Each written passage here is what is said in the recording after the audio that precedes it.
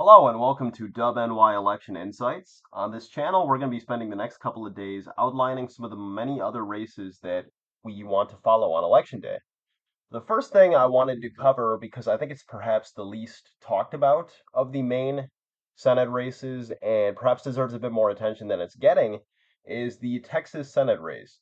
So a little backstory on the candidate we're covering today, who is Colin Allred. Colin Allred is running for the Senate in Texas. He's already secured the Democratic nomination, obviously, and he was actually formerly a football player for the Tennessee Titans, and now he's running for Texas Senate.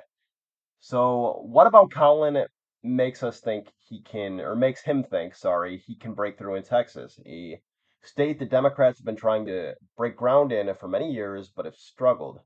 Well, the thing about Colin Allred is he's a moderate. He knows how to kind of negotiate in a bipartisan way, and his hope is that bipartisanship will shine through against his more partisan, hardliner opponent, Ted Cruz. So when looking at this race, I think it's important to look at where it stands today. And right now, the polls have Ted Cruz up about 3.5 points. While this is a lead, and a lead that is notable, it is significantly less so if we look back and beginning of the race. So in May, we can see around May 2024, we can see Cruz had a 6 to 6.5 point lead. Going into July and June, even, it was still high fives to five range, but recently it has narrowed up substantially. So with this race, I think it's important to look at historical context, and I think one of the best places to look in terms of okay, how electable is Ted Cruz and how does he perform on a ballot is to look back at his last reelection campaign, which was 2018. So in 2018, this is a RCP, Real Clear Politics average, that compiles a whole bunch of polls and a whole bunch of data to come up with the predicted spread for Cruz. So based on this, Cruz was expected to win his race by 7 points in 2018 against Democratic challenger Beto O'Rourke. But as we can see here, that was just not the case. You can see Ted Cruz did in fact win. He got 50.89% of the vote, and Beto ended up getting 48.33.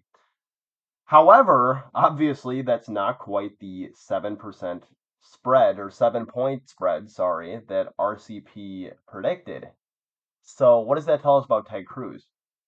That tells us that Ted Cruz may struggle, and he has a tendency to underperform, which is what gives me some optimism, or gives me some hope that perhaps Colin Allred may make this race closer than we think and could make it a more fun race to follow. So going into my projected map, this is where I think some of the Senate races stand as of today. Got the Rust Belt leaning blue. I've got most of the southern races obviously red.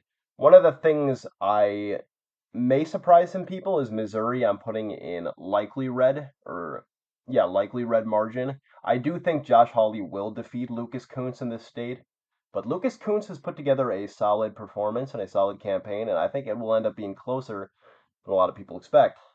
But besides that, with Texas, it's going to be interesting because Texas, obviously, as a whole, has leaned red in the past, and it has leaned lesser so to Republicans than it has in the past, however. 2016, Texas voted for Trump by about 9 points, but in 2020, that narrowed to about 5.5. So going back to where the polls are with Ted Cruz and Colin Allred, 3.5 points may sound like a good lead or a substantive lead, but again, we have to factor in the underperformance factor. Cruz underperformed his projection by about 4.5 points.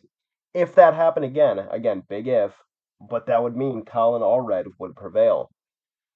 Despite all that, I think Ted Cruz has a few things going for him, and one of those being A, he's an incumbent, and incumbents do tend to be harder to oust than newly running candidates.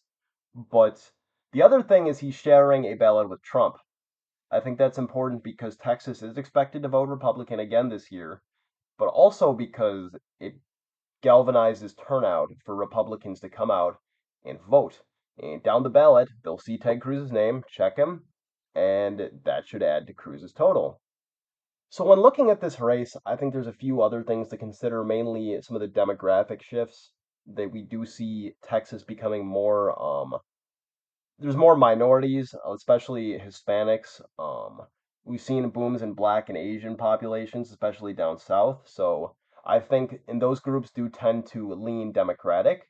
So I think even compared to 2020, this state may impress and may surprise some people in terms of how close this race is going to be.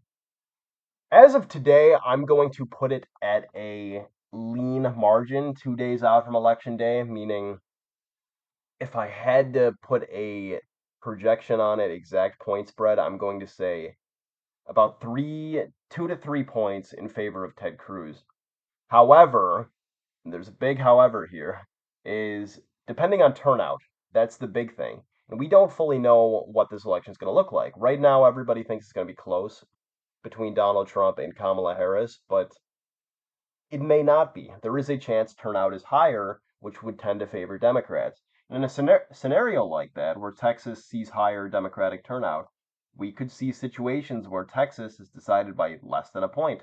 We could see a very, very narrow margin for Ted Cruz, or even, again, depending on turnout, depending on voter enthusiasm, a small win for Colin Allred.